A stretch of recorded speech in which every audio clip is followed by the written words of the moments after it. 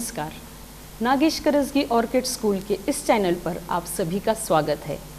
मैं आसिफा मुल्ला, हिंदी विषय शिक्षिका, आपके सामने कक्षा 9वीं की स्पर्श पाठ्यपुस्तक स्पर्श का काव्य खंड काव्य पाठ 2 रहीम के दोहे लेकर उपस्थित हूँ।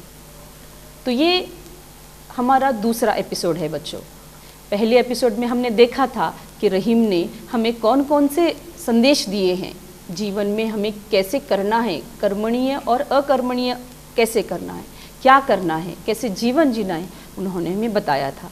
जैसे रहीम का कहना है कि प्रेम संबंधों में कभी भी गांठ नहीं पड़नी चाहिए। पहले दोहे में उन्होंने कहा था कि प्रेम संबंधों में कभी गांठ नहीं पड़नी चाहिए, अर्थात हमें झटका कर प्रेम संबंध नहीं तोड़ने चाहिए, चाहे वो किसी के साथ भी हो, किसी व्यक्ति से हो, समाज में किसी व्यक्ति से हो, अपने सगे संबंधियों से हो, अपने परिवारजन से हो। हमारा आचरण इस तरह से रखना है हमें कि हम दूसरों के लिए जो है एक उदाहरण बन सके। हर कोई कहे हमें कि कितना अच्छा आचरण है, कितना अच्छा मनुष्य है, किसी का दिल नहीं दुखाता, किसी का अपमान नहीं करता, कोई इसमें घमंड नहीं है, इसका मन कितना पवित्र है। ये इस तरह से लोग जो है हमें इस तरह से सोचे। जैसे ही हमारा नाम आए तो लोगों के मन में, लोगों के बुद्धि में कल्पना यही आए कि कितना अच्छा मनुष्य है। हमें ये दोहे, ये साखी, ये जो भी पद होते हैं हमें सब यही सिखाते हैं। तो रहीम यहाँ पर हमारे संबंधों के बारे में भी हमें बता रहे हैं और साथ ही साथ उनका कहना है कि हमारे मन में जो कष्ट होते हैं, हमारे जो मन के दुख हैं, वो हमें छिपा कर रखना है, हमें दूसरों के सामने उसे नहीं कहना है, क्योंकि ये कलयुग है। यहाँ पर लोग केवल उस पर हंसते हैं, मन ही मन प्रसन्न होते हैं कि देखो क्या हुआ इसके साथ। इसीलिए कभी कहते हैं अपना दुख अपने मन में रखो, उस परमात्मा को सुनाओ, वही सुनने वाला है और वही करने वाला है। कोई मनुष्य यहाँ पर काम आने वाला नहीं है, क्योंकि आजकल मनुष्यों में मनुष्यता जो है वो घटती जा रही है। और आगे की पंक्तियों में, आगे के दोहों में कवि कह रहे हैं कि यहाँ पर हमें एक समुद्र का उदाहरण दे रहे हैं कि समुद्र कितना महान है, कितना बड़ा है, फिर भी वो प्यास नहीं बुझाता। केवल एक कीचड़ का पानी जो है, जो छोटे छोटे जीवों की प्यास बुझाता है। और साथ ही साथ उन्होंने श्री रामचंद्र का एक उदाहरण भी दिया है कि चित्रकूट ऐसा स्थान है जहाँ पर जिसमें विपत्ति आती है, जो संकट में होता है, यदि चित्रकूट चला जाए तो वहाँ पर वो यदि शरण ले तो वो उसको संतुष्टि प्राप्त होती है, जिस तरह से श्री रामचंद्र जी को संतुष्टि प्राप्त हुई थी। और साथ ही साथ यहाँ पर रहीम ये भी कह रहे हैं कि जो लोग प्रसन्नता के क्षण में भी दान नहीं करते वो पशु के समान होते हैं। यहाँ पर अब अगली पंक्ति की ओर बढ़ते हैं हम, जो है अगला दोहा है, नाद रिझी तन देत मृग नरधन हेत समेत, ते रहीम पशु से अधिक रिझय हो कुछ न देत। नाद अर्थात संगीत, नाद अर्थात संगीत, धुन, रिझी अर्थात प्रसन्न होना, रिझना अर्थात प्रसन्न होना। तन, हमें पता है ये पर्यायवाची शब्द है, तन, शरीर, काया, देह, ये पर्यायवाची शब्द हैं। ठीक है बच्चों, मैं बार बार ये क्यों ऐसे हमेशा आपको याद दिलाती हूँ, क्योंकि ये तुम्हारा शब्दकोश बढ़ जाता है इन बातों से। ठीक है, मृग अर्थात हिरण, हेत अर्थात कल्याण या कामना, प्रेम, समेत अर्थात सहित, के साथ। अर्थात रहीम कह रहे हैं कि संगीत की मोहिनी तान जो है, जब संगीत की धुन जो हिरण को, मृग को सुनाई देती है, उस समय वो इस तरह से उसमें झूम जाती है, झूम कर नाचने लगती है, लगता है हिरण कि अपने प्राण तक उस पर वो न्यौछावर कर देता है। अर्थात उसको उससे कुछ भी लेना देना नहीं, लेकिन केवल संगीत से, संगीत की धुन पर वो अपने प्राण निछावर कर देता है। अब जैसे मृग जो है वो नाचता है, अर्थात उसका अर्थ ये नहीं कि उसकी जान जो है वो मृत्यु प्राप्त कर लेता है। इसका अर्थ, कहने का अर्थ ये है कि जिस तरह से वो संगीत की तान पर झूमते हुए हिरण जो है अपने प्राण न्यौछावर कर देते हैं। अब शिकारी जब शिकार करता है, शिकारी जो शिकार करता है, उस वक्त हिरण जो है वो देखता नहीं कि वो शिकारी ने वो संगीत की तान लगाई है, बस वो नाचते रहता है, वो अपनी धुन में रहता है। उसी समय जो है वो शिकारी जो है उसका शिकार कर देता है, अर्थात उसका वो खत्म हो जाता है। वो संगीत की धुन में वो मशगूल रहता है, लेकिन शिकारी जो है अपना काम कर लेता है। इसी तरह इसीलिए रहीम कह रहे हैं कि संगीत की धुन पर जिस तरह से रिझकर, जिस तरह से मोहित होकर मृग जो है, हिरण जो है अपने प्राण तक न्यौछावर कर देता है, उस प्रसन्नता से उसको होश नहीं रहता कि अगर यदि मैं इस तरह से झूमूंगा, इस तरह से नाचूंगा, यदि कोई यहाँ पर शिकारी आ जाए और मेरा शिकार हो जाए तो वो ये नहीं सोचता, केवल वो अपनी धुन में नाचते रहता है और शिकारी उसका शिकार करके चला जाता है। तो वो अपने आप को न्यौछावर कर देता है, उस धुन पर, उस संगीत पर अपनी कुर्बानी दे देता है। तो रहीम कह रहे हैं इसी प्रकार किसी की कला पर मुग्ध होकर मनुष्य उस पर प्रेम सहित धन अर्पित कर देता है, परंतु वे मनुष्य तो पशु से भी अधिक जड़ हैं जो किसी पर रिझ कर भी उसे कुछ नहीं देते। यहाँ पर रहीम कह रहे हैं कि यदि किसी की कला है, बहुत अच्छा कलाकार है, तुमने उसकी कला को देखा और तुमको बहुत पसंद आई उसकी कला, तो तुम उस पर अपना धन अर्पित कर सकते हो। तुम्हारे पास जो धन है तुम उसको दे सकते हो, उसकी कला का गुणगान कर सकते हो, है ना। लेकिन ऐसे कई मनुष्य हैं इस जगत में, इस दुनिया में ऐसे कई मनुष्य हैं जो पशु की तरह जीते हैं। पशुओं को देना नहीं पता, केवल स्वार्थ, मतलब वो ये भी नहीं पता पशुओं को कि ये स्वार्थ होता है, जो हम कर रहे हैं वो स्वार्थ है, क्योंकि भगवान ने उनको बुद्धि नहीं दी है ना। तो पशु जो होते हैं तो वे मनुष्य पशु से भी गए गुजरे होते हैं जो किसी की कला को देखकर उस पर धन अर्पित नहीं करते। यहाँ पर मृग ने अपने प्राण न्यौछावर कर दिए उस धुन को देखकर, उस धुन को सुनकर।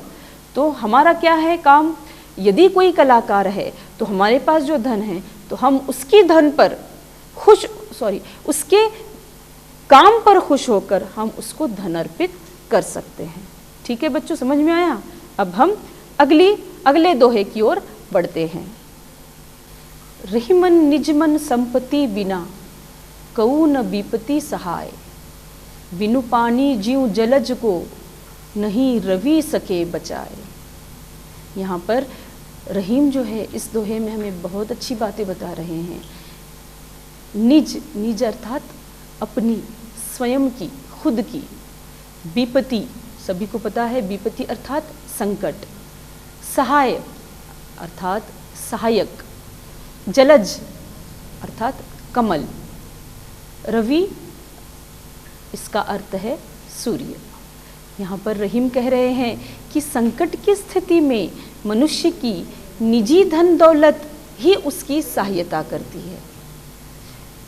अर्थात हमें दानवीर भी होना चाहिए, हमें खर्च भी करने चाहिए, लेकिन साथ ही साथ कुछ पूंजी हमारे लिए हमें रखनी चाहिए। हमें भविष्य नहीं पता, हमारा भविष्य क्या होगा, है ना। ये तो भगवान के हाथ में है, भविष्य कैसा होगा, क्या होगा। हमारा काम क्या है, केवल कार्य करना, अच्छे काम करना और सोच समझकर काम करना, सोच समझकर अपना जीवन बिताना, ताकि अपना भविष्य अच्छा हो सके। ठीक है, यहाँ पर रहीम हमें बहुत अच्छी बात बता रहे हैं। वो उनका कहना है कि संकट की स्थिति में मनुष्य के काम कौन आता है, उसका निजी धन जो उसके पास होता है।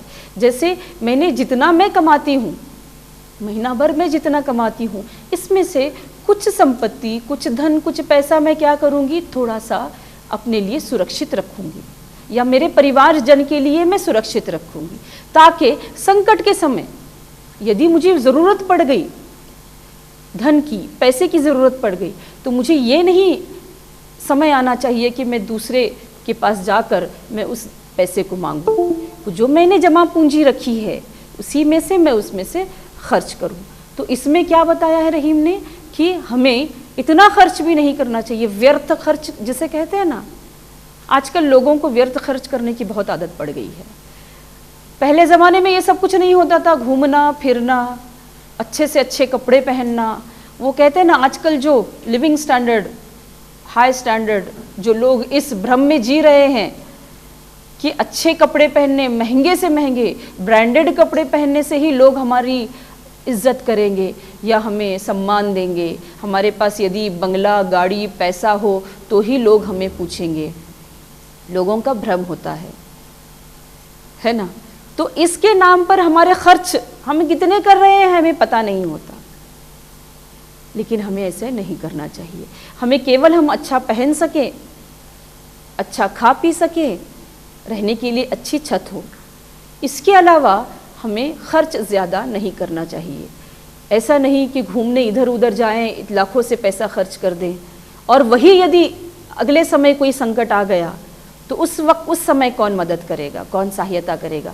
इसीलिए हम जितना कमाते हैं, हम जितनी मेहनत करते हैं, उसमें से थोड़ी सी पूंजी निकाल कर हमें वो हमारे लिए सुरक्षित रखनी चाहिए, ताकि भविष्य में यदि कोई संकट आए तो हम उसका सामना कर सकें।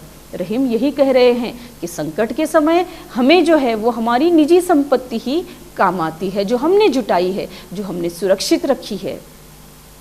जिस प्रकार पानी का अभाव होने पर सूर्य कमल की कितनी भी रक्षा करने की कोशिश करे, किंतु उसे बचाया नहीं जा सकता। यहाँ पर बहुत अच्छा उदाहरण दिया है रहीम ने। अभी जो कीचड़ का पानी होता है उसी से कमल वहीं पर होता है। यदि पानी का अभाव हुआ, पानी का अभाव हुआ, अभाव अर्थात कमी, पानी की कमी होने पर जो है सूर्य कमल की रक्षा जो है करने की कितनी भी कोशिश करे, कितनी भी कोशिश करे सूर्य कि मैं उसकी रक्षा करूंगा, पर उसे बचाया नहीं जा सकता, अर्थात कमल की रक्षा नहीं हो सकती। इसीलिए अर्थात कमल को यहाँ पर एक उदाहरण दिया है हमारे सामने रहीम ने। कमल को क्या चाहिए, जल जो है वो अपने आसपास संजोए रखना है, संभाल के रखना है, उसका दुरुपयोग नहीं करना है, उसको ज़्यादा खर्च नहीं करना है, ताकि हर समय पानी जो है, जल जो है वो कमल के साथ रहे। अगर कमल को जल कम पड़ गया, अभाव हुआ जल का, तो उस समय सूर्य कितना भी चाहे उस कमल को बचाना, सूर्य उसको बचा नहीं सकता। इसीलिए बच्चों, हमें ज़्यादा खर्चीला स्वभाव नहीं रखना चाहिए। इस युग में आज सबका मानना है पैसा हाथ का मैल है, सभी कहते हैं, और आपने बहुत भी सुना होगा कि पैसा हाथ का मैल है। लेकिन इस तरह से हमें हाथ के मैल को ऐसे मिटाकर नहीं छोड़ना है, हमें उसको संजोए रखना है, हमें उसको सुरक्षित रखना है हमारे संकट के समय के लिए। ठीक है, समझ में आया बच्चों? यहाँ पर वही कह रहे हैं कि उसी प्रकार मनुष्य को बाहरी सहायता कितनी भी मिले, किंतु उसकी वास्तविक रक्षक तो उसकी निजी संपत्ति ही होती है। देखिए बच्चों, घरों में भी हमारे जो है दादी नानी ऐसे जो होती है, मौसी लोग जो होते हैं, वो कहते हैं हमेशा कि दूसरे जितना भी दें वो काफ़ी नहीं होता। जितना भी दें, कोई जितना भी तुम्हारी सहायता करे वो काफ़ी नहीं होता। यदि तुम वही काम मेहनत करके पैसा लाओ, कमाओ और खाओ, तो वो उसमें भगवान जो है वो बरकत देता है। ये हमने बुजुर्गों से सुना है। तो यहाँ पर रहीम भी वही कहते हैं, कोई दूसरा कोई भी कितना भी मदद करे, परम ज्ञानी हो वो, परम दानी हो वो, बहुत अच्छा मनुष्य हो जो तुम्हारी मदद कर रहा है, ये बहुत अच्छी बात है। लेकिन याद रखना है हमेशा, हमें अपनी मेहनत पर हमारे जितने भी निजी ज़रूरतें हैं वो पूरा करना है, खुद कमाना है और खाना है ना। क्योंकि दूसरों का दिया हुआ माल ज़्यादा दिनों तक नहीं जाता, और जो हम कमाते हैं, जो हम जुटाते हैं, जो मेहनत करके लाते हैं, जो सुरक्षित पूंजी रखते हैं, वो हमारे काम आती है। ठीक है बच्चों, समझ में आया सभी को इस दोहे का अर्थ? ठीक है, हम अब अगले दोहे की ओर बढ़ते हैं। रहीमन पानी राखिए, बिनु पानी सब सून। देखिए बहुत अच्छी बात है यहाँ पर जो रहीम ने हमें बताई है। रहीमन पानी राखिए, बिनु पानी सब सून, पानी गए न उबरे, मोती मानुष चुन। यहाँ पर रहीम जो है हमें जीवन में जो हमारे अलग अलग स्तर आते हैं, अब आपने समझा ही होगा, जितने 11 दोहे यहाँ पर दिए हुए हैं, हर दोहे का अर्थ जो है अलग है। और यदि तुम बच्चों बहुत अच्छी तरह से तुमने इस पर ध्यान दिया होगा, यहाँ पर हर दोहे का अर्थ जो है वो अलग है, समझ अलग है। यहाँ पर रहीम ने हमें हमारे जीवन में जितने स्तर आते हैं आएंगे उसका भान रखकर हमें इन दोहों को हमारे सामने प्रस्तुत किया है। जैसे एक दोहे में क्या बताया उन्होंने, अपने प्रेम संबंधों के, सगे संबंधियों के बारे में बताया कि हमें झटकाकर या तोड़ना नहीं चाहिए किसी भी संबंध को, इसके बारे में बताया, क्योंकि एक बार गांठ पड़ जाए तो वैसा प्रेम वैसा लगाव उस रिश्ते में नहीं रहता। दूसरी ओर दूसरी बात दूसरे दोहे में क्या बताया है रहीम जी ने, कि ये बताया है कि अपना दुख जो है वो हमें अंदर छिपाए रखना है, अपने मन में छिपाए रखना है, क्योंकि ये दुनिया उसका मजाक उड़ाती है। देखो ये, और ये जो जितनी बातें रहीम ने बताई है ना, आप लोग यदि ध्यान दोगे तो ये हमारे जीवन में आती रहती हैं। तो उस समय तुम रहीम को याद करोगे कि हाँ, हमने ये पढ़ा था, रहीम ने ये बताया था कि हमें अपना दुख जो है वो दूसरों को नहीं दिखाना चाहिए। लोग मजाक उड़ाते हैं, लोग उस पर प्रसन्न होते हैं, ये हमारे जीवन में ऐसी हालतें आती जाती हैं, है ना। अब इस तरह से अलग अलग बातें उन्होंने बताई हैं। अब यहाँ पर जो अंत का दोहा है, 11वां दोहा है, उसमें रहीम ने क्या बताया है कि रहीमन पानी राखिए। रहीमन अर्थात रहीम स्वयं से कह रहे हैं कि रहीमन पानी राखिए। पानी, यहाँ पर एक संदेश तो हमें मिलता है कि पानी बचाओ, जल बचाओ, जो कि आज हमारे लिए बहुत अधिक महत्वपूर्ण बात है। यहाँ पर दो तरह के अर्थ हम इस दोहे से निकाल सकते हैं। जैसे पानी जो है यहाँ पर दो बातों की ओर इशारा कर रहा है। एक तो पानी, जल, जिसकी ज़रूरत क्या है वो हम जानते हैं। हमारे पास आज शहरों में जीवन जी रहे हम, इसीलिए हमारे पास सब सुविधाएं हैं। हमारे पास बोर होते हैं, नल होते हैं, अलग अलग तरह के पानी जलकरण जो जितने भी हैं सुविधाएं हैं हमारे पास हैं। यदि हम थोड़ा सा जाएं गाँवों की तरफ, बस्तियों की तरफ जाएं, तो वहाँ पर लोग जो है पानी के लिए, जल के लिए तरसते हैं, उन्हें पानी पीने के लिए नहीं मिलता। ऐसा भी इस दुनिया में हो रहा है। तो हमें क्या करना है, हमारे पास है सुविधा पानी की, तो हमें व्यर्थ में पानी नहीं बहाना है, उसको संजोए रखना है दूसरों के लिए, है ना। एक एक बूंद पानी हमारे लिए बहुत ही महत्वपूर्ण है बच्चों। हम यदि ऐसे सोचे, यदि पानी आज जो है, हम बड़े हैं, आज की जनरेशन के लिए पानी इतना कम पड़ रहा है, तो सोचो अगली जो पीढ़ी आने वाली है उसके लिए पानी होगा कि नहीं होगा। ये प्रश्न पर हमें अच्छे से सोचना है और पानी को व्यर्थ नहीं बहाना है, ठीक है। ये एक हमें संदेश मिलता है। और साथ ही साथ यहाँ पर रहीम का कहना और एक तरह से है कि रहीमन पानी राखिए। यहाँ पानी का अर्थ सम्मान से लिया जाता है, अर्थात रहीम कह रहे हैं खुद का सम्मान हमें खुद को संजोए रखना है। हमारी इज्जत, हमारा सम्मान हर कोई करे, इस तरह से हमें जीवन जीना है। रहीमन पानी राखिए, बिनु पानी सब सुन। यदि तुम्हारी इज्जत ही नहीं है, यदि तुम्हारा सम्मान कोई नहीं करता, तो ऐसे जीवन का क्या लाभ, ऐसे जीवन क्या जीना जीवन होता है ऐसे। तो रहीम कह रहे हैं कि हमें अपना सम्मान खुद संभाले रखना है। अब सम्मान कोई कैसे करेगा हमारा, जब हम मेहनत करें, जब हम जीवन हमारा अच्छा व्यतीत करें, जब हम दूसरों के लिए काम आएँ, जब हम दूसरों की सहायता करें, हम समाज में समाज हित के लिए जिएं, देश में अपने देश हित के लिए जिएं। ये ऐसा करने से लोग हमारा सम्मान करेंगे, हमारी इज्जत करेंगे। परिवारजनों का यदि तुम बहुत ही अच्छी तरह से देखभाल करते हो, वो तुम्हारा सम्मान करेगा। दीन दुखियों की तुम सहायता करते हो, तो वो लोग तुम्हारा सम्मान करेंगे, समाज में तुम्हारा नाम होगा। यही सम्मान से मनुष्य को जीना होता है। यदि ये सम्मान नहीं है तो कुछ भी नहीं है बच्चों। इसीलिए रहीम कहते हैं कि बिनु पानी सब सून। यदि जल भी नहीं है तो हम जी नहीं सकते, और यदि सम्मान भी नहीं है तो हम जी नहीं सकते। समझ में आ रहा है बच्चों। सम्मान और जल, ये दोनों भी अत्यधिक आवश्यक हमारे लिए चीज़ें हैं। सम्मान के बिना भी मनुष्य जी नहीं सकता। अब तुमको मैं एक उदाहरण दूं बच्चों।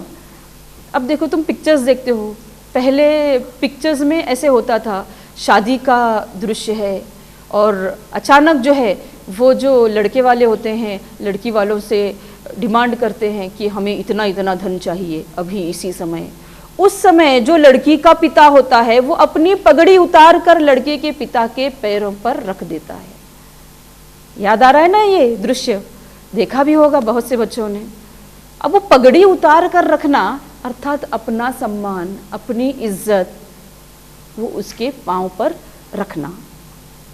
अगर फिर ये सीन होने के बाद, ये दृश्य होने के बाद वो पिता जो है वो बहुत जो है वो अपने आप रोने लगता है, उसको बहुत कष्ट होता है। क्यों होता है? क्योंकि उसने अपनी पगड़ी जो है वो उतार कर रख दी, अपना सम्मान उतार कर रख दिया, अपनी इज्जत उतार कर रख दी उनके चरणों में। तो ये बात जो है उसके मन को बहुत खटकती है।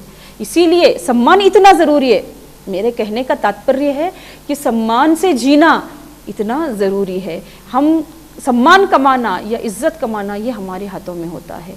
हम ऐसे कार्य करें, हम दूसरों की सहायता इस तरह से करें कि हमारा सम्मान हर कोई करे। क्योंकि अगर पानी भी नहीं है तो हम जी नहीं सकते, और यदि हमारा सम्मान भी नहीं है तो हम जी नहीं सकते। ऐसे जीना केवल मरना होता है। सम्मान के बिना जीना केवल मरना होता है। तो यहाँ पर कवि वही कह रहे हैं कि बिन पानी सब सून, सब कुछ सुना है, पानी और सम्मान के बिना ये जीवन सूना है।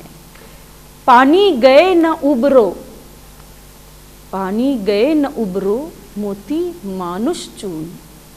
यहाँ पर सून का अर्थ जैसे मैंने अभी बताया व्यर्थ होना, उबरे अर्थात उभरे, चमके, चमकना, मानुष अर्थात हम मनुष्य, चून अर्थात आटा।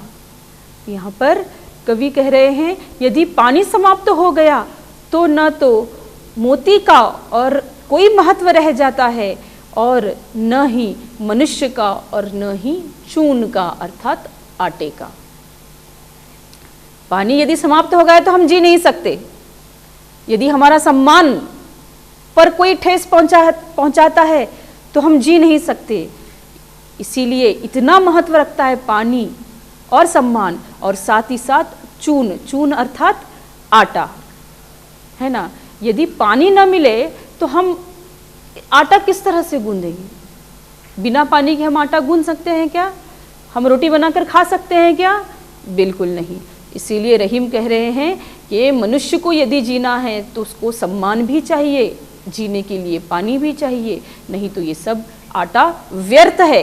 क्योंकि हम उसको बनाकर, रोटी बनाकर खा नहीं सकते बिना जल के। ठीक है बच्चों। तो पानी अर्थात चमक के बिना मोती बेकार है। अब यहाँ पर चमक, मोती क्यों बेकार कहा है यहाँ पर रहीम ने? इसलिए कहा है कि यदि मोती में चमक नहीं है तो वह बेकार होता है। यदि मोती में चमक न हो तो व्यर्थ होता है वो। इसी तरह यदि मनुष्य का सम्मान न हो तो वो व्यर्थ होता है। यदि जीने के लिए जल न हो तो वो व्यर्थ होता है। अर्थात चमक के बिना मोती बेकार है। यदि मोती में चमक नहीं होती तो हम वो मोती खरीदेंगे क्या? बिल्कुल नहीं खरीदेंगे। इसीलिए बच्चों हमें हमेशा सम्माननीय कृत्य करना चाहिए, सम्माननीय कार्य करना चाहिए, जिससे कि हम चमकें, हमारी ख्याति प्रसिद्ध हो। किस तरह से प्रसिद्ध होगी ख्याति? अब यहाँ पर मोती का चमकना हम किस तरह से अर्थ में लेंगे? जैसे हम ऐसे काम करें जिससे हमारी प्रसिद्धि हो, जिससे लोग हमारा सम्मान करें, यही हमारा चमकना होता है। मोती का चमकना दिख जाता है, मनुष्यों का चमकना उसकी ख्याति, उसका आचरण, उसकी प्रसिद्धि, उसकी मनुष्यता, यही चमक दिलाती है मनुष्य को। इसीलिए यहाँ पर रहीम कह रहे हैं कि जिस तरह मोती चमक के बिना बेकार होता है, पानी अर्थात सम्मान के बिना मनुष्य का जीवन भी व्यर्थ है। कवि कह रहे हैं जिस तरह से मोती चमक के बिना बेकार है, उसी तरह से मनुष्य जो है वो सम्मान के बिना बेकार है।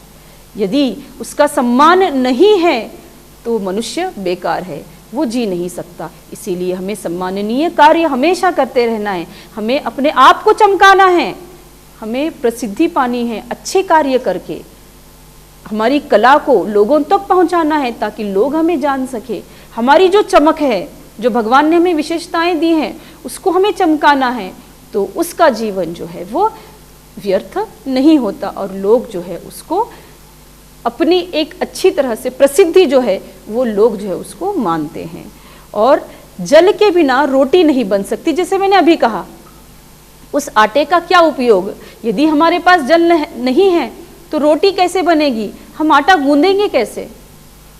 जल की उपयोगिता हमारे लिए क्या है हम अच्छी तरह समझ सकते हैं। यदि हम उपवास रखते हैं, कड़ाके का उपवास रखते हैं, दिन भर पानी नहीं पीते, उस समय जल का क्या महत्व है उस प्यासे व्यक्ति को, जिसने उपवास रखा है उसको अच्छी तरह से समझ में आता है कि जल की किस तरह से हमें संजोए रखना है। यदि एक दिन हमें पानी नहीं मिलता तो हम जी नहीं सकते, हम बहुत ही कष्ट उठाते हैं। प्यास लगी है, पानी नहीं है हमारे पास, ये सोच कर देखो मनुष्य कितना कष्ट होगा।